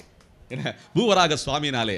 அப்ப அந்த உல்லாசமாக இருக்கலாம்னு சொல்லி பூமியோட சேர்ந்து நல்ல நிம்மதியாக இருக்கலாம்டா, தனியாக ஹனிமூன் மாதிரி என்ன ஒரு இடத்துக்கு போய் நம்ம இருக்கலாம்னு சொல்லி தேர்ந்தெடுக்கப்பட்ட இடத்துல திடீர்னு ஒருத்தன் வந்து இறங்கிட்டான் திருமலையப்பன். எனக்கு இடம் வேணும் அப்படின்னு கேட்டிருக்கான். நீ வந்துட்டியா, சரி, நீயும் வேறு வழி இல்லை, நீ நல்ல காரியத்துக்கு தான் வந்திருக்க, தர்ம காரியத்துக்கு தான் வந்திருக்க. ஏன்னா பிராட்டியை மறுபடியும் கையை பிடிக்கணும், மக்களுக்கு உண்டான அருளை வழங்க வேண்டும், அவர்களெல்லாம் மோட்சம் பெற வேண்டும் என்ற உன்னத நோக்கத்தோடு வந்திருக்க. சரி, இடத்த ஓரத்தில் அந்த குளக்கங்கரையில் ஒரு இடத்த பிடிச்சிக்க. என்ன, போய் நில்லு, கல்லா நில்லுன்னு சொல்லி அந்த நெடுமாலாக நின்று சேவை சாதித்து கொண்டிருக்கின்றான் இன்றளவும் அந்த திருமலையப்பன். அப்போ வாடகை கொடுத்தவனுக்கு சரியாக வாடகை கொடுக்கணும், அதுக்கப்புறம் கல்யாணம் பண்ணிக்கிறதுக்கு உண்டான வருமானம் செய்யணும். இது எல்லாத்தையும் சரிவர இந்த தர்மத்தை அர்த்தம் மூலமாக நடத்தி கொண்டு வருகிறான் இந்த திருமலையப்பன் இன்றளவும். இப்போ இந்த பூவராக சுவாமின்னு சொன்னேன். நிறைய பேர் இந்த புராணத்தை சொல்லும்போது, என்னப்பா ஒரு பன்றி அவதாரம் எடுத்துச்சா என்ன, அது அவ்வளோ பெருசாக வளர்ந்து என்ன இந்த அந்த விந்திய மலை இருக்குல்ல, அந்த மலையே வந்து அந்த பூவராக சுவாமி காலில் இருக்கிற அந்த மணி மாதிரி இருந்துதான். சதங்கை காலில் இருக்கும்ல, அது ஒரு மணி தான். இந்த பெரிய இமயமலை போல இருக்கின்ற மலைகள் எல்லாமே அந்த மணியில் இருக்குது. அந்த அளவுக்கு தான் இருந்ததா. அவ்வளோ பெருசாக வளர்ந்து இந்த பூமி தாயை தூக்கிட்டு வந்தாராமே அப்படின்னு சொல்லும்போது ஆச்சரியமாக இருக்குல்ல. அப்போ நம்ம ஒன்று யோசிக்கணும். இன்றைக்கி நம்ம இருக்கிற உலகத்தில் நமக்கு நிறைய சொல்லித்தரப்படுகிற விஷயங்கள் எல்லாமே நம்ம ஊர் விஷயமாக கிடையாது. நமக்கெல்லாம் மாற்று விஷயங்கள் தான் இன்றைக்கி உலகத்துக்கு வந்துக்கிட்டே இருக்குது, நமக்கு நம்முடைய வாழ்க்கைக்கு வந்துக்கிட்டே இருக்குது. நம்ம படிப்பிலிருந்து, நம்ம போடுற உடையிலிருந்து, என்ன அணிகிற ஆடையிலிருந்து நிறைய விஷயங்கள் நமக்கு விதேசங்கள்லேருந்து பல தேசங்கள்லேருந்து வர்ற விஷயந்தான். அப்போ நம்ம என்ன கொடுக்குறோம் அவங்களுக்கு? அடியே சும்மா ஒரு விளையாட்டுக்கு சொல்லுவேன், இன்றைக்கி இருக்கிற நம்ம உலகத்தில் நம்ம ஊருக்கு எல்லாமே வந்து சாப்பிட்றதுக்கு வந்துக்கிட்டே இருக்குது. என்ன, எல்லாம் பேக்கரி ஐட்டம் வருது, என்ன மற்றபடி அந்த என்ன சொல்கிறது அசைவ ஐட்டங்கள் வந்து குறைவே கிடையாது, என்ன அந்த அளவுக்கு வந்து இறங்கிக்கிட்டே இருக்குது. எல்லாத்தையும் சாப்பிட்டு நம்ம மக்கள் ஜீரணிச்சுக்கிட்டே இருக்காங்க. என்ன அடியேன்னு விளையாட்டாக சொல்கிறது, நம்ம இந்த இட்லி தோசையை சாப்பிட்றதுக்கு அந்த வெள்ளைக்காரங்களுக்கு சொல்லி கொடுத்தா எனக்கு குறைஞ்சா போச்சு. ஏன்னா கொஞ்சம் பொங்கல், தக்காளி சாதம், ஏன்னா புளி சாதம்லாம் சாப்பிட சொல்லி கொடுத்துருந்தா நம்மளும் எக்ஸ்போர்ட் பண்ணலாம்ல. என்ன இந்த சுவையை அவங்களுக்கு ஊட்டக்கூடிய வகையில் நம்ம யாரும் முயற்சி பண்ணலைங்க. அதாங்க உண்மை. ஏன்னா அப்போவே சொல்லி கொடுத்துருந்தோம்னா நம்ம வியாபாரம் பண்ணியிருக்கலாம்ங்க. நம்ம பொங்கல் கடையை அங்கே போய் திறந்துருக்கலாம்ல. ஏன்னா அவங்கள சாப்பிட வைக்கணும். ஏன்னா நம்ம சாப்பிட்ற அங்கேயும் நம்மளால தான் போய் சாப்பிட்டுட்டு இருக்கான், அங்கே இவங்களை சாப்பிட வைக்கல. ஏன்னா இது போல மாற்றங்களை நம்ம சிந்திக்கிறதே கிடையாது. ஏன்னா நம்ம நம்ம நம்ம சரக்கு விலை போகணும்ல. என்ன நம்ம சரக்கு விலை போகணும்ல. அவங்க சரக்கை பூரா விற்று முடிச்சுட்டாங்க, இன்னும் விற்றுக்கிட்டு இருக்கான், இன்னும் வியாபாரம் பண்ணிக்கிட்டு இருக்கான். ஏன்னா இது வந்து இந்த காம விஷயத்திலே நாம் தோற்று கொண்டு இருக்கிறோம். இது எல்லாமே அப்படி சொல்லும்போது இப்போ வராக சுவாமிக்கு வரணும் நம்ம. ஏன்னா வராக சுவாமி என்னங்க அர்த்தம்? என்னங்க எல்லாமே வராக சுவாமி கதைன்னு சொல்கிறோம், அப்படின்னு சொல்கிறோம், பெரிய பன்றி அவதாரம் எடுத்துன்னு சொல்கிறாங்க. இன்றைக்கும் வராக சுவாமி உலகம் பூராவும் இருக்கிறார். எப்படிங்க சொல்ல முடியும்? இப்போ வராக சுவாமியுடைய பேர், முழு பேர் வந்து நம்ம பூவராகன்னு சொல்கிறோம். எப்படி சொல்கிறோம்? பூவராக. நல்ல ஒரு சுவையான விஷயம், ஆழ்ந்து தியானிச்சு கேளுங்க. இந்த பூவராகர் வந்து மிக மிக பவர் உடையவராம். பவர், பூவராக, POWER என்ற உச்சரிப்பை பாருங்க, பூவராகன்னே வரும். பவர் அப்படின்னு வரும், பூவராகன்னு வரும், என்ன பவர்னு வரும். அவர் பன்றி அவதாரம் எடுத்தார்ல, அவர் எப்படின்னா இந்த குப்பமேட்டில் எல்லாம் அலைகிற பன்றி, அந்த பன்றி புவர், என்ன ரொம்ப புவர், ரொம்ப புவர். பவர் புவர் எல்லாமே பூவராக, புவர் பவர் எல்லாமே பூவராக. இது மட்டுமா? நம்ம போடுற தண்ணி வரணும்னா என்ன பண்ணுவாங்க? இன்ஜினியர் சார் இருக்காரு, வீடு கட்டுறதுக்கு முன்னாடி, நான் வாஸ்து பூஜை பண்ணுறதுக்கு முன்னாடி என்ன பண்ணுவாங்கன்னா, நீருக்காண்ட அந்த தொலை போட்டு எங்கே 30 அடி 40 அடி எல்லாம் கிடையாது, 200 300 400 அடி கீழே போய் தோண்டி அந்த தண்ணியை கொண்டு வரணும். அதுக்கு பேர் என்னங்க அர்த்தம்? அதுக்கு பேர் என்ன? அந்த தொலை போடுறதுக்கு என்ன பேர்? போர். பூவராக, போர் அப்படின்னு சொல்கிறாங்க. அந்த பன்னிக்கு பேரே, அது ஆப்பிரிக்கா பன்னின்னு சொல்லுவாங்க, ஒத்த கொம்பு உள்ள பன்றி. அந்த பன்னிக்கு பேர் போர், பூவராக அப்படின்னு தான் பேர். இப்போ இந்த பூவராக சுவாமியை நம்ம வந்து ஒரு புராணத்தில் பெரிய விஷயமா நம்ம இன்னைக்கு கொண்டாடிக்கிட்டு இருக்கோம். ஆனால் இந்த பூவராக சுவாமி இத்தனை வார்த்தைகளே அடங்கியிருக்கிறார் உலகம் பூராமே. ஆனால் அர்த்தம் மாறுபட்டு அடங்கியிருக்கிறார். செயல் ஒன்று தான், பூமியை தோன்றது தான் செயல். என்ன அந்த பன்னிக்கு பேர் போரு, போர்னு சொல்கிறாங்க. நான் சொல்கிறதெல்லாம் கொஞ்சம் ஆராய்ச்சி பண்ணி பார்த்துக்குங்க, அடியேன் சொல்கிறதெல்லாம். என்ன கட்டாயமாக ஒத்துக்கணும்னு அவசியம் கிடையாது, ஆராய்ச்சி பண்ணி பார்த்துங்க. இதெல்லாம் மொழி ஆராய்ச்சியில் வர்ற விஷயங்கள். அப்போ நமக்கு இருந்த ஞானம் இந்த உலகம் பூரா ஊட்டப்பட்டிருக்கிறது என்பது தான் உண்மை, அதுதான் சத்தியம். நம்ம வேத மார்க்கம் அப்படின்னு சொல்லும் போதே அது பழங்கதப்பா, அதெல்லாம் எப்படிப்பா நம்ப முடியும் அப்படின்னு சொல்கிறாங்க. இப்போ இந்த தர்ம அர்த்த காம மோட்சம்னு சொல்கிறேன்ல, அதுவும் உலகம் பூரா இருக்குது. எப்படி? இன்றைக்கி நம்ம கல்லூரிக்கு போகிறோம், கல்லூரிக்கு போன உடனே டேர்ம்ஸ் அண்ட் கண்டிஷன் சொல்லுவாங்க, கேள்விப்பட்டிருக்கீங்களா? இந்த டேர்ம்ங்கிறது என்னென்னா அதுதான் உபதேசங்கள். அந்த டேர்ம்ங்கிறது தான் சட்டம், அதுதான் சட்டம், அதான் தர்மம், அதான் விதி. அந்த டேர்ம் படி தான் எல்லாமே நடக்கணும், அதான் டேர்ம்ஸ் அண்ட் கண்டிஷன். வீடு வாடகை வரும்போது டேர்ம்ஸ் அண்ட் கண்டிஷன் பத்திரத்தில் நம்ம கையெழுத்து போடணும், அதான உண்மை. எந்த பத்திரம்னாலுமே டேர்ம்ஸ் அண்ட் கண்டிஷன் என்னப்பா, எத்தனை மாதத்துக்கு என்ன இந்த வாடகை, அடுத்து எப்போ நம்ம அந்த வாடகையை கூட்டணும், அந்த டேர்ம்ஸ் அண்ட் கண்டிஷனுங்கிறது தான் முக்கியம். அந்த டேர்ம் தான் தர்மம்னு அர்த்தம், தர்மம் என்ற அர்த்தம். அந்த டேர்ம் தான் தர்மம். அப்போ அர்த்தம் என்ன அப்படின்னா, நம்ம வாழ்க்கையில் என்ன வியாபாரம் பண்ணாலுமே அது ஒரு ஆர்ட்டில் அடங்கிடும். ஆங்கிலத்தில் ஆர்ட்னு சொல்லுவாங்க. ஆர்ட்னா என்ன நினச்சிட்டு இருக்கோம்? வரைகிறது மட்டும்தான் ஆர்ட்னு நினச்சிக்கிட்டு இருக்கோம். ஆர்ட்டுங்கிறது அதான் கலை கல்லூரின்னு சொல்கிறாங்களே, ஆர்ட்ஸ் காலேஜ்னு சொல்கிறாங்களே, ஆர்ட்ஸ் காலேஜில் போய் எல்லாம் வரைஞ்சிக்கிட்டா இருக்காங்க. ஆர்ட்ஸ்னா வழின்னு அர்த்தம், சம்பாதிக்கிறதுக்குண்டான வழி, அதுதான் ஆர்ட்டு. அது ஒரு ஆர்ட்டுப்பா அப்படிம்பாங்க. என்ன மேனேஜ்மெண்ட் இஸ் ஆர்ட் சொல்லுவாங்களா இல்லையா? அப்போ இந்த டேர்ம்னா இந்த தர்மப்படி என்ன, first term, second term, third டேர்ம்னு சொல்லி பரீட்சை எழுதி தேர்ச்சி அடைஞ்சாதான் அவன் முன்னேற முடியும், சரிதானே? அப்போ இந்த டேர்ம் தர்மம்ங்கிறது அங்கே இருக்குது. அர்த்தம்ங்கிறது ஆர்ட், கல்லூரிகளில் வருகிற ஆர்ட்டு. காமம்ங்கிறது என்னங்க, எல்லாம் சம்பாதிக்கிறதுக்கு பூரா. சில பேர் படிப்பாங்க, என்ன நான் வந்து இன்ஜினியரிங் காலேஜ் தான் சேருவேன், அதுவும் மெக்கானிக்கல் தான் சேருவேன் அப்படின்னு சொல்லி அப்படி கொள்கை பிடிப்போட படிப்பான். படிச்சுட்டு வேலை வாங்குறதுக்காண்டி வெளியே வந்த உடனே கொஞ்சம் மாறிடும். என்ன காரணம்னா சம்பாதிக்கிறதுக்கு வழி இருக்கணும்ல. மெக்கானிக்கல் படித்தா கிடைக்கிற வேலைகள் அங்கன்னு சொல்லி கொஞ்சம் கம்மியாக தான் இருக்குது. அப்போ சம்பாதிக்கிற வழி என்ன? இந்த சாஃப்ட்வேர் கம்பெனியில் தான்ப்பா வேலை கிடைக்குது. சரி நம்மளும் சேர்ந்துருவோமே அதில். ஏன்னா சீக்கிரமாக சம்பாதிக்கிறதுக்கு உண்டான வழி அதுதான் காமர்ஸ். காமர்ஸ் என்ன அர்த்த தர்ம அர்த்த காமர்ஸ் வந்துச்சா இல்லையா? இந்த காமர்ஸ் இல்லாமல் உலகம் இயங்குவாங்க? யோசிச்சு பாருங்க. எல்லாமே கமர்ஷியல் தாங்க. காசு இல்லாமல் ஏதாவது பண்ணுவாங்களா? சொற்பொழிவு தான் பண்ணுவாங்க, வேற எதுவும் பண்ண முடியாது. அதான் நடந்துகிட்டு இருக்கு இன்னைக்கு. ஏன்னா இது சொல்கிறேன், உதாரணத்துக்கு சொல்கிறேன். ஏன்னா அது ஒரு லட்சியம் கிடையாது அடியனுக்கு சொற்பொழிவு பண்ணுறதுங்கிறது லட்சியம். ஏன்னா காசு பணத்துக்கு தான் சொற்பொழிவு பண்ணுறது லட்சியம் கிடையாதுல்ல. ஏன்னா நல்ல ஆண்டவன் காசு எத்தனையோ வழியில் கொடுக்குறாங்க. என்ன முன்னோர்கள் என்ன பண்ண புண்ணியத்தில் எவ்வளவோ சொத்துக்கள் இருக்குது, அதை காப்பாற்றுறதுக்கு வெளியே பார்க்க வேண்டியிருக்கு. அதனால் தப்பு கிடையாது, குறை கிடையாது. குறையொன்றும் இல்லாத கோவிந்தன் எல்லாமே கொடுத்து வச்சுருக்கான், நம்ம சமூகத்துக்கே கொடுத்து வச்சுருக்கான். அப்படி இருக்கும்போது அடுத்து என்னன்னு பார்க்கும்போது இது போன்ற விஷயங்களில் பார்க்கும்போது அப்போ தர்ம அர்த்த காமர்ஸ் வந்துருச்சு. அப்போ மோட்சம் எங்கெங்கே இருக்குது? கல்லூரியில். மோட்சம் இல்லைன்னா கல்லூரியே இறங்காது. அந்த மோட்சம் தான் ப்ரமோட் அப்படின்னு சொல்கிறாங்க. முக்தி, பரமுக்தி. பரமுக்தி தாங்க ப்ரமோட்டு, பரமோக்ஷம் தாங்க ப்ரமோஷனு. அதுதாங்க தர்ம அர்த்த காம மோட்சம். இன்னைக்கும் நாம் கல்லூரியில் பார்த்துக்கிட்டு இருக்கோம். இது இந்த மொழி ஆராய்ச்சியில் நாம் தெரிஞ்சுக்க வேண்டிய விஷயங்கள். நம்ம தர்ம அர்த்த காம மோட்சங்கிறது பெரிய தத்துவம்பா. வாழ்க்கையெல்லாம் முடிச்சுட்டு எல்லாத்தையும் நம்ம எல்லாத்தையும் திறந்துட்டு பக்தி மார்க்கத்தில் போய் மோட்சம் அடைகிறது மட்டும் கிடையாது. அன்றாட வாழ்க்கையில் தினந்தோறும் நம்ம இந்த தர்ம அர்த்த காம மோட்சத்தை அனுபவித்து கொண்டே வருகிறோம், வெவ்வேறு நிலையிலே. அவ்வளவுதான். இந்த நிலை வேறுபாடு இருக்கிறதே தவிர ஆனால் நடக்கிறது இதே சிஸ்டம் தான்.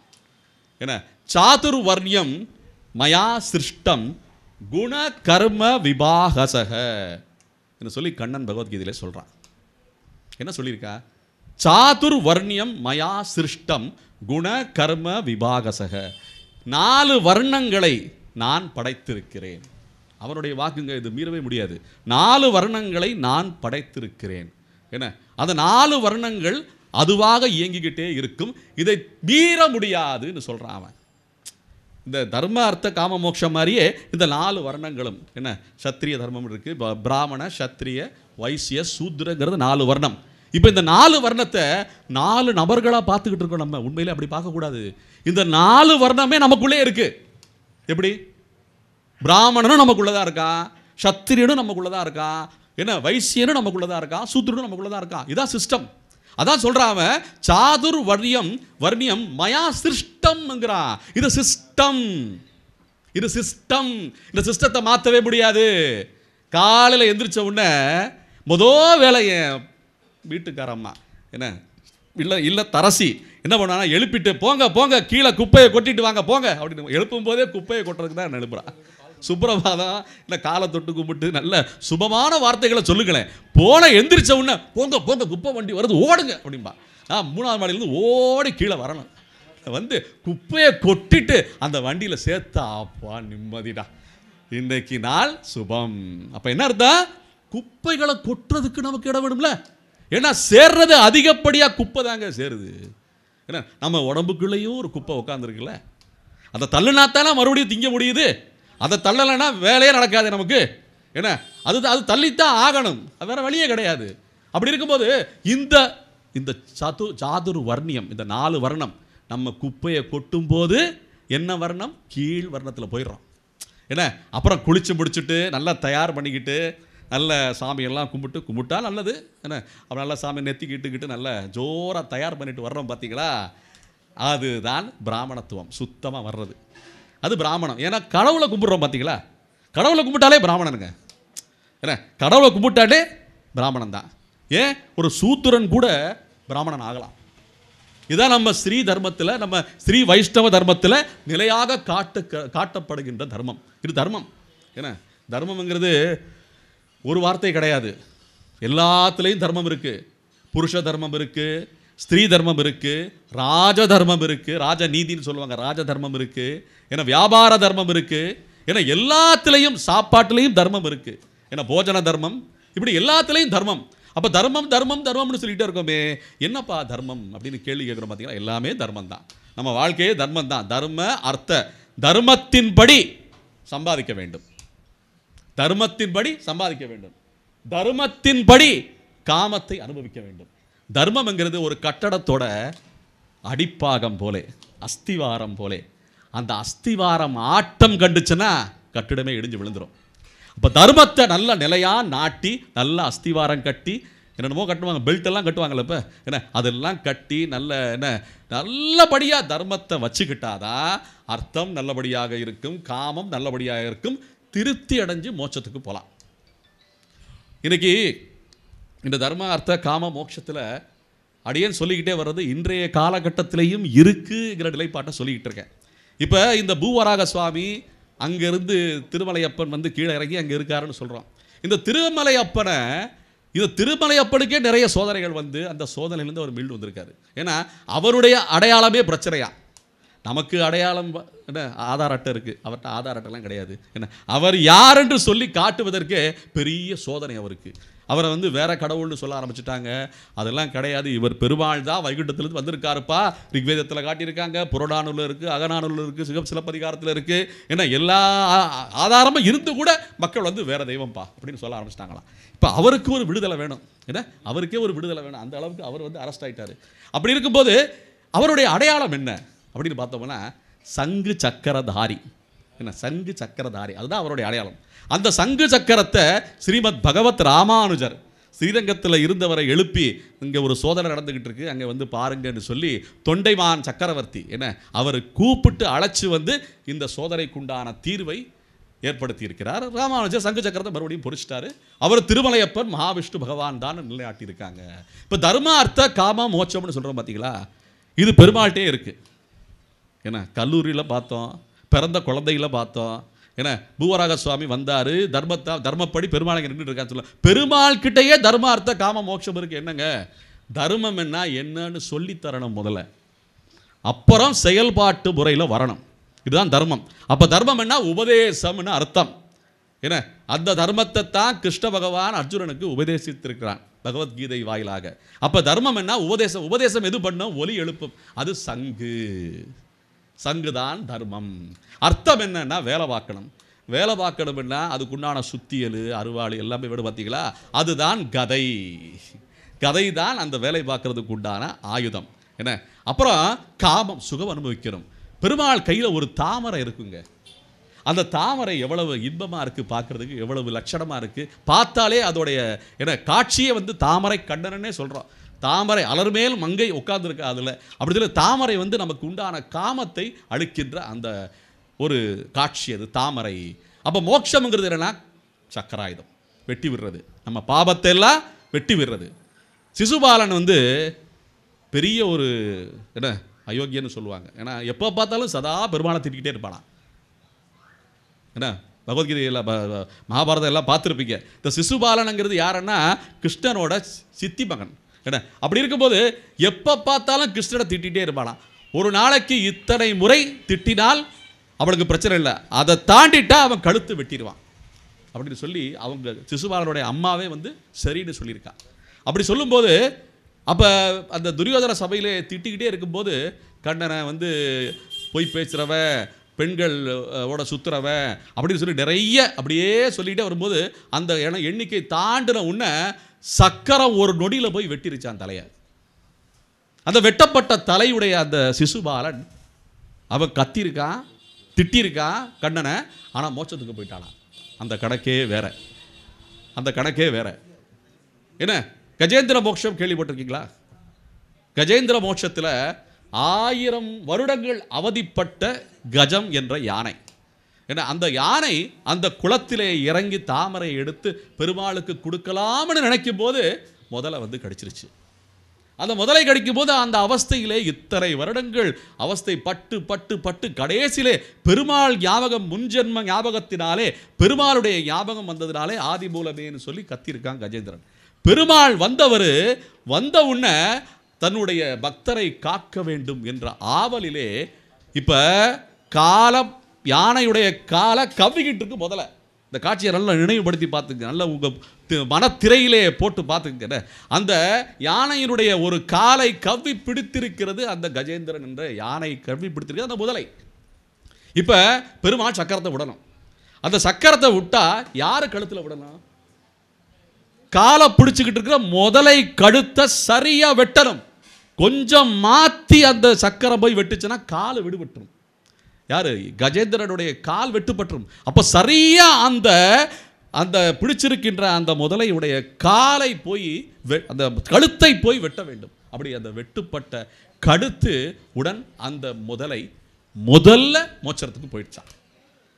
எதனால அந்த முதலைக்கு முதல்லன்னு பேர் வந்துச்சுன்னா இதனால தான் வந்திருக்குன்னு ஆச்சாரிய பெருமக்கள் சொல்றாங்க சுவையா. ஏன்னா முதலை என்று பேர் வந்ததே அந்த முதல்ல தான் மோட்சம் போனதா, அதனால தான் முதலைன்னு சொல்றாங்க. ஏன்னா அவஸ்தையிலே இருந்த அந்த முதலையும் கூட மோட்சத்துக்கு போயிருச்சுன்னு சொல்றாங்க. இதெல்லாம் புராணத்திலிருந்து நமக்கு தென்படுற விஷயங்கள். அப்ப இந்த சக்கராயுதத்தாலே யார் அருளப்படுகிறார்களோ, வெட்டப்படுகிறார்களோ, அருளப்படுகிறார்களோ அவங்க மோட்சத்துக்கு போயிடுவாங்கன்னு சொல்றதுனால பெருமாள் கையில் இருக்கிற இந்த சங்கு, சக்கரம், தாமரை, கதை எல்லாமே இந்த தர்ம, அர்த்த, காம, மோட்சத்தில் அடங்கிறதுங்கிறது ஒரு விசேஷமான செய்தி இன்னைக்கு. இப்போ எல்லாரும் இன்னைக்கு வாழ்க்கையில் இந்த தர்ம, அர்த்த, காம, மோட்சம் இருக்குல்ல, இது நடுவில் இருக்கிறது தர்ம விட்டுட்டோம். ஏன்னா அர்த்த காம இது மட்டும்தான் நமக்கு அறிவு இருக்கு. யாராட்ட போய் மோட்சத்துக்கு உண்டான வழியை பாருப்பா அப்படின்னு சொன்னால் ஒத்துக்குவாங்களா? ராமாயணத்தில் நடந்த நிகழ்வு இது. ராமாயண காலத்திலே இந்த திருவேங்கட மாமலை இருந்திருக்குங்க. ராமாயண காலத்தில் சீதையை தேடுவதற்காக அங்கதன் தலைமையிலே வானர கூட்டங்கள் எல்லாம் சென்றனவாம். மேற்கு பக்கம் ஒரு ஆள் ஒரு கூட்டம், ஏன்னா தெற்கு பக்கம் ஒரு கூட்டம், ஏன்னா வடக்கு பக்கம் ஒரு கூட்டம், பல திசையில் கூட்டங்கள் எல்லாம் மாறி மாறி சென்றனவாம். என்ன சென்ற உடனே தெற்கு பக்கம் அங்கேருந்து வந்திருக்காங்க வானரப்படை. வரும்போது அவங்க சொல்லி அனுப்பியிருக்காங்க, அங்கே தலைமையாக இருக்கிற ஆளுங்க சொல்லியிருக்காங்க, அங்கே போகும்போது ஒரு மலை வரும்பா, அந்த மலை ரொம்ப நீளமாக இருக்கும், ஆதிசேஷன் வடிவில் இருக்கும். ஏன்னா அது திருமலை, ஸ்ரீ பீடம்னு சொல்லுவாங்க. அந்த திருமலை மக்கள் மட்டும் போயிடாதீங்க அப்படின்னு சொல்லியிருக்காங்க. ஏன் போகக்கூடாதுன்னா, அந்த பக்கம் போனேன்னா உன்னுடைய புண்ணியமும் தொலைஞ்சிரும், பாவமும் தொலைஞ்சிரும், அங்கேயே நீ மோட்சத்துக்கு போயிடுவேன். எப்படி இருக்கும் பாருங்க. பாவ புண்ணியங்கள் தொலைஞ்சு நீ மோட்சத்துக்கு போனா எப்படி சீதையை தேடுவ? கேள்வி புரியுதா? அப்ப எப்படி சீதையை தேடுவ? நீ ஆளே போயிருவிய, அப்புறம் சீதையை யாரு போய் காப்பாத்துறது? அதனால அந்த மலை பக்கம் போகாதீங்கன்னு சொல்லி ராமாயணத்தில் சாசனம் இருக்கு. என்ன அந்த மலையினுடைய பெருமை. அப்ப அந்த மலை எதற்கு ஏற்பட்டப்பட்டிருக்கிறது என்றால், அவரவர் தமதமது அறிவறி வகை வகையா சுகம் அனுபவிச்சுக்கிட்டு இருக்கோம் நம்ம. என்ன திருப்பதிக்கு போனா திருப்பம் நிகழும், திருப்பதிக்கு போனா திருப்தியும் நிகழ வேண்டும். என்ன திருப்தியும் நாம பட வேண்டும். ஒரு தடவை சாமியை பார்த்துட்டு என்ன இன்னொரு தடவை பார்க்கணுங்க அப்படின்னு சொல்லி மறுபடியும் கியூ வரிசையில் போய் நின்னோம்னா இன்னொரு ஆளுடைய இடத்த நம்ம பிடிக்கிறோம்ல. ஒரு தடவை சாமியை பார்த்துட்டோம்னா போதும்னு கிளம்பி வர வேண்டியதானே. ஏன்னா அந்த மலைப்பக்கமே போகாத இருந்தவர்கள் எல்லாம் ராமாயணத்தில் இருக்காங்க. வானர கூட்டம் ஆஞ்சநேயர் முதற்கொண்டு. இப்போ ஆஞ்சநேயர் இங்கே நிற்கிறாரு, ஆனால் அப்போ ஆஞ்சநேயர் போகலாங்க. என்ன ஆஞ்சநேயர் தரிசனம் நமக்கு கிடைக்குதாங்க எங்கள் திருமலையில். ஆனால் இப்போ ஆஞ்சநேயர் இருக்காரு, அன்னைக்கு ஆஞ்சநேயர் போகலாம் அந்த மலைக்கு. அப்போ பாவ புண்ணியங்களை கழிக்கக்கூடிய ஆற்றல், மோட்சம் தரக்கூடிய ஆற்றல் அந்த மலைக்கு இருக்காம். இது எப்படி நமக்கு சாத்தியம்? இன்னைக்கு யாராவதுகிட்ட போய், சார் நான் இன்னைக்கு டிக்கெட் வாங்கிட்டேன், நாளைக்கு போகிறேன் திருமலைக்கு, போயிட்டு வரலாம்னு இருக்கேன் அப்படின்னு சொன்ன உடனே, யோ அங்கே போனால் நீ போயிடுவேயா அப்படின்னு சொன்னால் எவனாவது போவானா? எவனாவது டிக்கெட் வாங்குவானா? நீ டிக்கெட் வாங்கிடுவேயானா எவனாவது டிக்கெட் வாங்குவானா? வாங்க மாட்டான். ஆனால் உண்மையிலே திருமலையப்பன் காத்து கொண்டிருக்கிறது எதற்கென்றால் மோட்சம் அளிப்பதற்காக என்பது வேதம் சொல்லும் சத்தியம். இன்னைக்கு இருக்கிற விளையாட்டு உலகத்தில் நமக்கு தர்ம, அர்த்த, காமம்ங்கிறதுக்கு உண்டான அர்த்தம் எல்லாமே நமக்கு புரிஞ்சாலுமே இந்த மோட்சம்ங்கிறதுக்கு அர்த்தம் ரொம்ப கடினமாக இருந்துகிட்டு இருக்கு, ரொம்ப கடினமாக இருந்துகிட்டு இருக்கு. ஏன்னா நமக்கு சுவை அதிகமாக இன்னைக்கு இந்த காம என்ன அந்த இச்சைகள் கூட்டப்பட்டு இருக்கின்றன. ஏன்னா இன்னைக்கு ABC என்ன இஜெட் வரைக்கும் அதை விட தாண்டி ஏதாவது எழுத்து இருக்கான்னு கேட்குறோம் நம்ம. ஆனால் அக்கண்ணாவை தாண்டி ஏதாவது ஒரு காமம் இருக்கா? என்ன ஒருத்தர் ஒரு கார் வாங்கிட்டாருன்னா அந்த காரை விட இன்னும் பெரிய காராக வாங்கணும். ஏன்னா அப்படிங்க தானே ஆசையை கூட்டுறதுல தானே இன்னைக்கு வியாபாரம் நடந்துகிட்டு இருக்கு. ஏன்னா இப்படி ஆசையை கூட்டி என்ன அந்த டாலர் மேலே ஆசை வச்சு போனவங்க எத்தனை பேர் திரும்பி வர முடியுதா? இந்த தர்ம பூமி, கர்ம பூமி, புண்ணிய பூமி வேத பூமின்னு செவலை போட்டுருவோமே, திருப்பி வர முடியுதா? ஒரு காலத்தில் இதை நாடித்தானே அவன் வந்தா. இப்போ அவங்ககிட்டயே நம்ம வேலை பார்த்துக்கிட்டு இருக்கோமே. இன்னைக்கு நம்மளெல்லாம் துரத்தி அடிக்கிறான். நம்மளை ஒருத்தனும் ஒரு உண்மையை புரிஞ்சுக்கணுங்க. நம்முடைய தாய் தந்தையை போலே நம்ம மேலே அக்கறை உள்ளவர்கள், நல்ல நண்பர்களைப் போலே அக்கறை உள்ளவர்கள், என்ன நல்ல தோழர்களைப் போலே அக்கறை உள்ளவர்கள் உலகத்தில் யாருமே கிடையாது. நீ நல்லா இருக்கணும்பான்னு சொல்லி வாயால் கூட வாழ்த்திடுவாங்க, ஆனால் மனதால் வாழ்த்துவாங்கன்னு சந்தேகம் தான். அப்போ நம்ம எல்லாம் அங்கே போயிருக்கோமே, நம்மளெல்லாம் காப்பாற்றணும், நம்மளெல்லாம் முன்னேற்றணும் என்ற லட்சியமாக அவங்களுக்கு இருக்குது? கிடையவே கிடையாது. நம்மளை வச்சு அவனுக்கு என்ன ஆதாயம்ங்கிற கணக்கைத்தான், அந்த எக்கனாமிக்ஸை தான், அந்த மிச்ச கணக்கைத்தான் அவன் பார்த்துக்கிட்டு இருக்கான். எக்கனாமிக்ஸ் அப்படிங்கிற வார்த்தை மிச்ச கணக்கு, நல்லா புரிஞ்சுக்கணும் என்ன. அப்போ அந்த மிச்ச கணக்கை தான் அவன் பார்த்துக்கிட்டு இருக்கான். அப்போ அதுபடி நம்ம போனோம்னா நம்ம காமத்தோடு நின்றுவோம், மோட்சத்துக்கு உண்டான கதியை பார்க்க மாட்டோம். இப்போ இந்த திருவேங்கடமுடையானுக்கு ஒரு ஆசை, நம்மளெல்லாம் மோட்சத்துக்கு ஏற்றணும்னு சொல்லி இதை புரிஞ்சுக்கிட்ட ஒரு தயிர்காரி, தும்பையூர் கொண்டியம்மான்னு அவள் பேர். நல்லா கேளுங்க, ரொம்ப சுவாரஸ்யமான நிகழ்வு, கதை கிடையாது, நிகழ்வு. இது நிகழ்வு ஸ்ரீமத் பகவத் ராமானுஜர் வாழ்ந்த காலம். பகவத் ராமானுஜர் இல்லைன்னா எனக்கு திருப்பதி கிடையாது. திருப்பதி கோயிலுக்குள்ளேயே நிறைய சன்னதிகள் இருக்கும், ரொம்ப பிரதான சன்னதிகள்லாம் இருக்காது. தாயார் சன்னதியே தனியாக அங்கே இருக்காதுங்க. ஆனால் பகவத் ராமானுஜருடைய சன்னதி அங்கே இருக்கிறது. ஏன் இருக்கிறதுன்னா, பகவத் ராமானுஜர் தான் திருப்பதிக்கே குரு. ஏன்னா சங்கு சக்கர லாஞ்சனத்தை யார் சாற்றுகிறார்களோ அவர்கள் தான் ஆச்சாரியர்கள். அப்போ திருமலையப்பனுக்கே அந்த இழந்த சங்கு சக்கரத்தை மீண்டும் சாற்றியவர், அப்பனுக்கே சங்காளி அளித்த பெருமாள்னு சொல்லி ராமானுஜருக்கு பேர் போற்றப்பட்ட, சூட்டப்பட்ட நாமம் ராமானுஜருக்கு. அப்பேற்பட்ட ஜெகதாச்சாரியன் ஸ்ரீமத் பகவத் ராமானுஜர். என்ன ராமானுஜா ராமானுஜா ராமானுஜான்னு சொன்னால் பெருமாள் மகிழ்வடைவார், முகப்படைவார். அப்படின்னு சொல்லும்போது அந்த ராமானுஜர் இட்ட வழியிலே எல்லோரும் போகணும் என்ற அந்த ஆவல் 1000 வருடங்களுக்கு முன்னால் ஒரு தயிர்காரிக்கு பிறந்திருக்கு. இந்த தயிர்காரி என்ன பண்ணிட்டு இருந்திருக்கா? என்ன பண்ணுவா சொல்லுங்க? கிடைக்கிற தயிரையும் மோரையும் வச்சுக்கிட்டு வெண்ணெயை திரட்டி கூடையில் வச்சு பானையில் வச்சு வியாபாரம் பண்ணிக்கிட்டே ஊர் பூரா சுற்றி வருவா. வர்ற சம்பாத்தியத்தில் வாழ்க்கையை நடத்துவா. இதான வாழ்க்கை. இதான் தர்ம அர்த்த காம மோட்ச. தர்மம்ங்கிற ஒரு நல்ல முறையிலே யாரை ஏமாத்தாமல் என்ன தயிர் பாலெல்லாம் வாங்கி தயிரை கடைஞ்சி வெண்ணெய் திரட்டி ஏன்னா எல்லாருக்கும் மக்களுக்கு விற்று அந்த வர்ற காசில் உண்டியை நிரப்பி வாழ்கிறது தான் வாழ்க்கை. இதான் தர்ம அர்த்த காமம் வந்துருச்சா?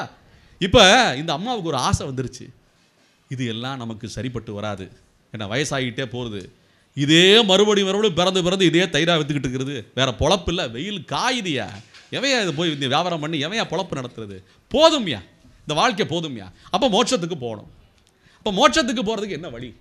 இந்த தும்பையூர் கொண்டி அம்மாவுக்கு ஒரு யோசனை, இந்த மோட்சம் யார் தருவாங்க?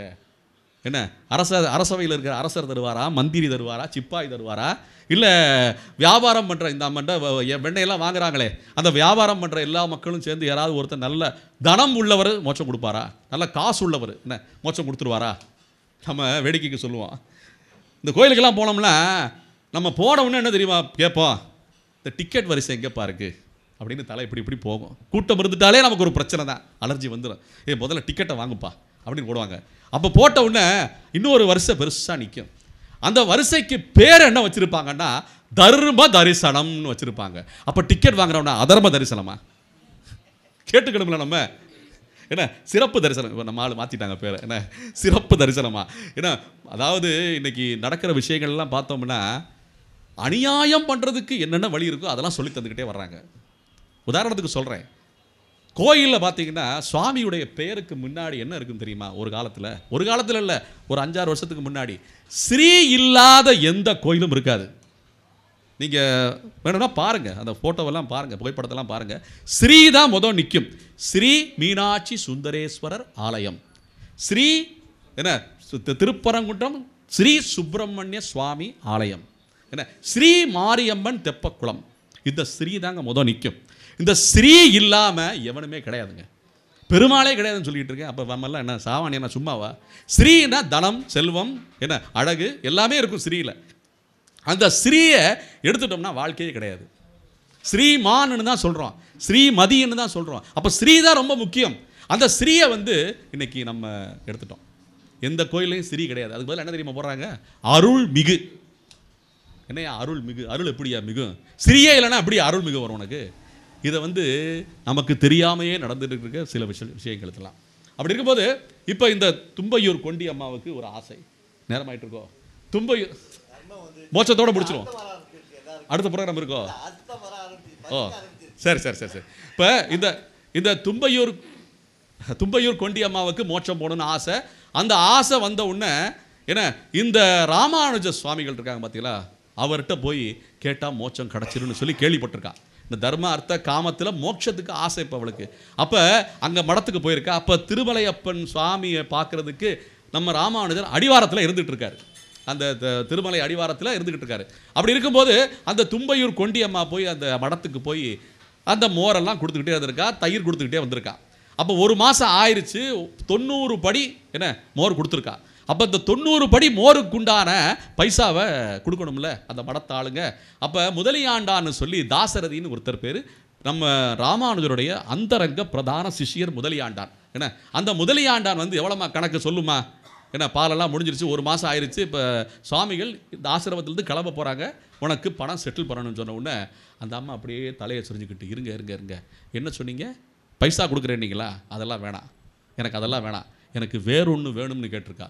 என்னம்மா கேட்குற? பைசா தாம்மா கொடுக்க முடியும், நீ தயிர் கொடுத்துருக்க, மோர் கொடுத்துருக்க, பைசா கொடுக்குற, ஆகிட்டு போ அப்படின்னோடனே இல்லை சுவாமி எனக்கு வேறு வேணும்னு கேட்டிருக்காங்க. என்ன தான் கேட்குறேன்னு சொன்ன உடனே எனக்கு மோட்சம் வேணும்னு கேட்டிருக்கா. என்னையா தயிர்காரி திடீர்னு மோட்சம் கேட்குறா? மோட்சம் நம்ம எப்படி கொடுக்க முடியும்? நான்லாம் அதெல்லாம் கொடுக்க முடியாதுப்பா, நீ காசை வாங்கிட்டு ஓடு போ, நாங்கள் செட்டில் பண்ணி நாங்கள் ஊருக்கு கிளம்பணும் சொன்னோன்னே இல்லை சுவாமி நீங்கள் கொடுக்க முடியாதது, உங்கள் குரு ராமானுஜர் கொடுக்க முடியும்னு கேள்விப்பட்டிருக்கேன். திருமலையப்பன் ராமானுஜருக்கு இந்த உலகமும் இந்த பூ உலகமும் வைகுண்ட லோகமும் உனக்கு உடைமை ஆகிறது என்று சொல்லி ஸ்ரீரங்கத்திலையும் அந்த சாசனம் கொடுக்கப்பட்டிருக்கிறது. யாருக்கு? ராமானுஜருக்கு. இந்த பூ உலகமும் இந்த ஈரேழு உலகமும் பிரம்மா இருக்கின்ற உலகம் வரைக்கும் வச்சுக்கலாம். இந்த பூ உலகமும் வைகுண்டமும் உனக்கு சொத்துன்னு சொல்லி சாசனம் எழுதியிருக்காரு. யாரு? இங்கே ஸ்ரீரங்கத்திலையும் படுத்துக்கிட்டு இருக்க பெருமாளும் எழுதியிருக்காரு, அங்கே நெடியாக நிற்கின்ற அந்த திருப்பதி வெங்கடேச பெருமாளும் எழுதியிருக்காங்க. அப்படி இருக்கும்போது 2 பேரும் இந்த சொத்தை எழுதி கொடுத்துருக்காங்க அவருக்கு. அவர் நினச்சா மோட்சம் போகலான்னு நிறைய பேர் சொல்கிறாங்க. அவர்கிட்ட போய் ஒரு கடுதாசி எடுத்துகிட்டு வாங்க, ஒரு சாசனம் ஓலைச்சுவடியில் எழுதிட்டு வாங்க, நான் அதை வாங்கிட்டு மோட்சம் போகிறேன்னு சொல்லியிருக்காங்க. என்னம்மா நம்ம கேள்விப்பட்டதெல்லாம் உண்மையாங்கிற ஆச்சரியப்படும்படி அவரே கொஞ்ச நேரம் அப்படியே திகச்சிட்டாரா. யார்? முதலியாண்டான். நாங்களே அப்படி கேட்டதில்லை சுவாமி கிட்ட.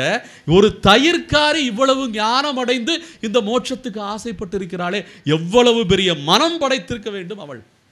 இது பிராமணன் சத்திரியன் வைசியன் இந்த கேட்டகரியில் வராது. இது அலாதியான கேட்டகரி, மோட்சத்துக்கு உண்டான ஆசை வருகிற கேட்டகரி. ஒரு யானைக்கே மோட்சம் கொடுத்துருக்காங்க, முதலை கொடுத்துருக்காங்க, இந்த அம்மாவுக்கு கிடைக்காதா அப்படிங்கிறது போல நம்மளுடைய சனாதன தர்மத்திலே சொல்லப்பட்டிருக்கிறது. அப்போ இந்த தும்பையூர் கொண்டி அம்மா சொன்ன உடனே திகச்சு போயிட்டாரா அந்த சிஷியன். போன உடனே நேராக ராமானுஜர்கிட்ட போய் என்னப்பா சத்தம், அங்கே வாங்கப்பா அப்படின்னு சொல்லி ராமானுஜர் கேட்ட உடனே ராமானுஜர் போய் சுவாமிகளே இந்த அம்மா வேற என்னமோ கேட்குது, தயிருக்கு காசு வாங்க மாட்டேங்குது அப்படின்னு சொன்னோன்னே என்னையா கேட்குறான்னு சொன்ன உடனே மோட்சம் கேட்குது. மோட்சம் பகவானில் கொடுக்கணும், நான் எப்படி கொடுக்க முடியும்னு சொல்ல உடனே பாசுரங்கள் நினைவுக்கு வந்திருக்கிறது ராமானுஜருக்கு.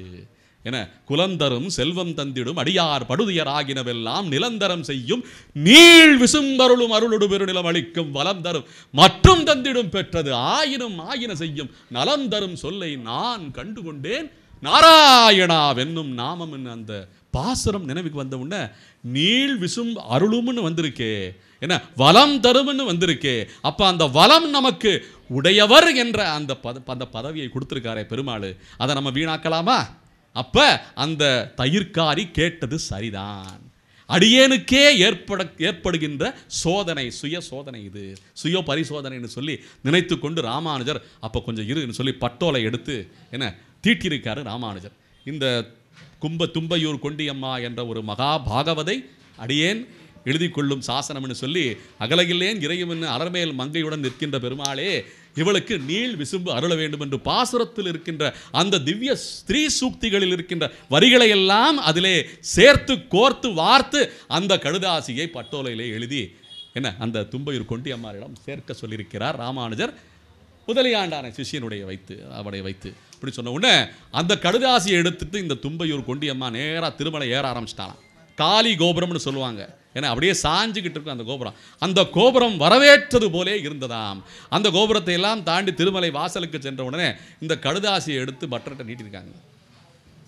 என்னம்மா ஏதோ சொல்லிக்கிட்டு இருக்க, ராமானுஜரே கொடுத்து அனுப்பியிருக்காருன்னு சொல்கிற, நீ குடும்பம் அந்த பட்டவளை எடுத்து பார்த்துருக்காங்க.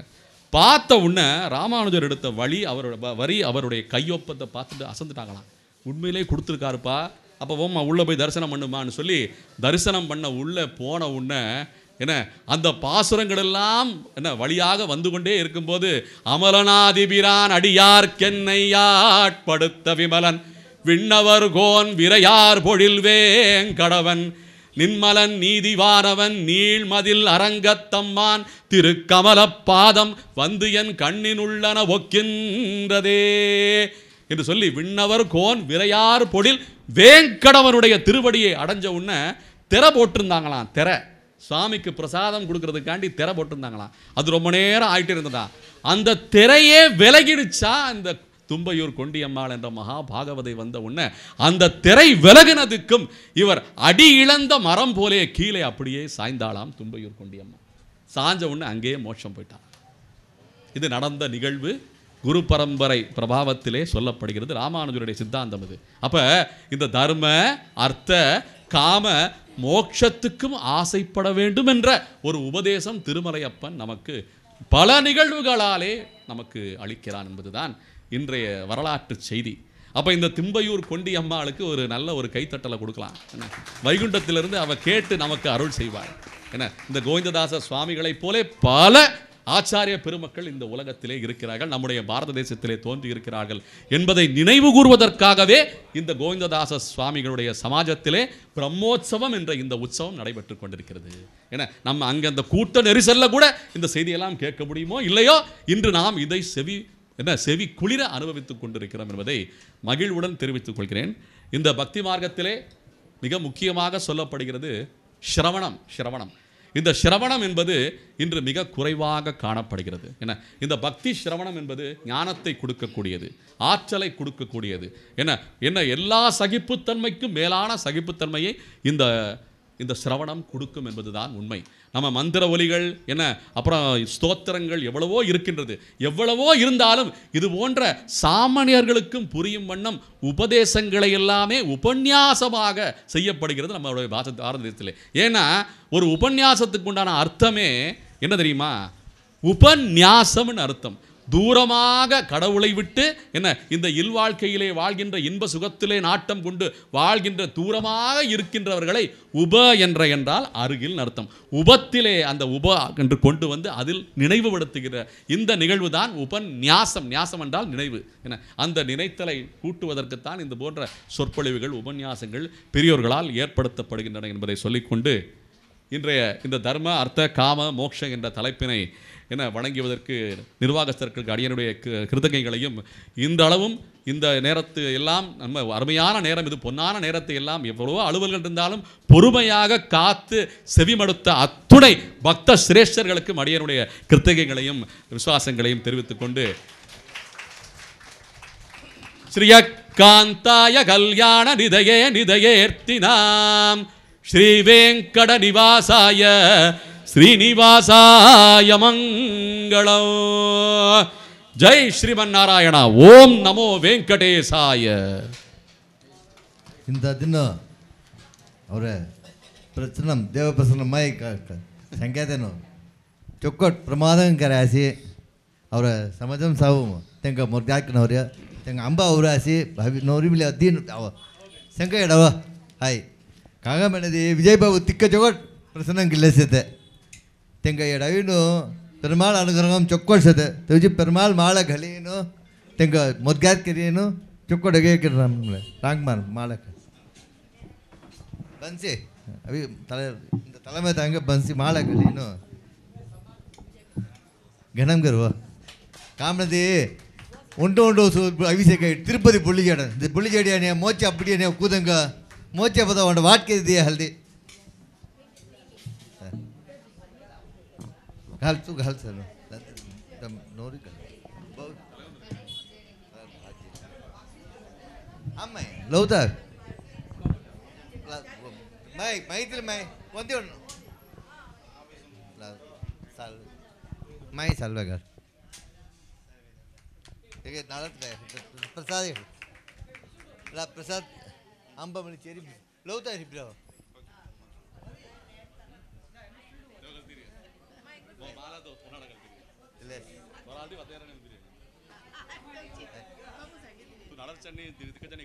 हाय मोच बडदा वाट घेतरे ने अस्के चेरी आवडा रे हां आ बंसी लवता सर आओ सर आम्ही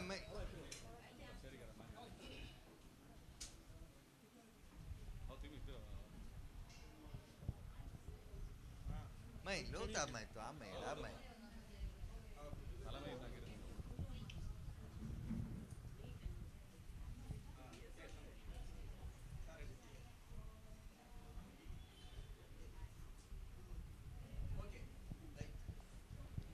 இந்த முதல் நாள் நிகழ்ச்சி ಚೊಕ್ಕೊಡ್ ವಿಶೇಷಕನು ಚೊಕ್ಕೊಡ್ ಅಸ್ಕಿದಂಗೆ ಮೊದಲನೇ ದಿನ ಮೋಚಿ ಬೊಳ್ಳಿಜಾರ್ಯ ಅವ್ಯಾತಂಗೆ ಅಸ್ಕಿ ತಿರುಪತಿನು ತಿರುಪತಿ ಇದು ಪಾಯಿಂಪಟ್ಟಿ ಮುಜ್ಜ ಮೋಚಿ ಜಾತ ವಾಡ್ಮಿಲಿಸಿ ಕಡಿದಿಡಿಯ இந்த நிகழ்ச்சி ಚೊಕ್ಕೊಡ್ பொள்ளிய ಹಾಯ್ சொந்த ಪ್ರೋಗ್ರಾಮ್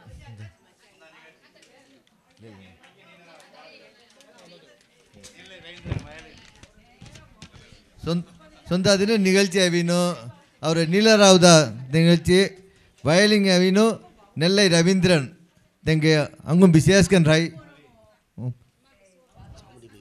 சாமடி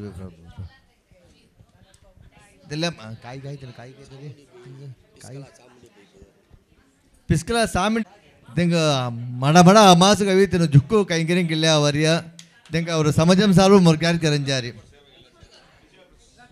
கை தீர ஒரு அங்கேயோ வெயிட் வெயிட் வெயிட் 2 நிமிஷம் கை தீர சார் கை தீர அண்ணா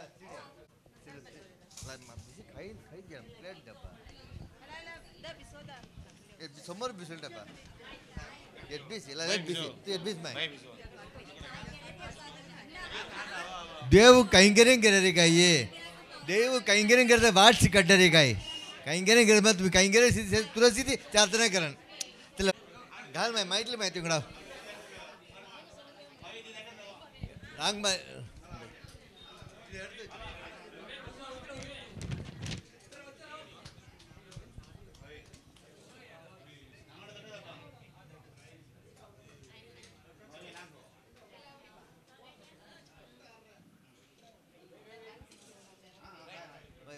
ले हेड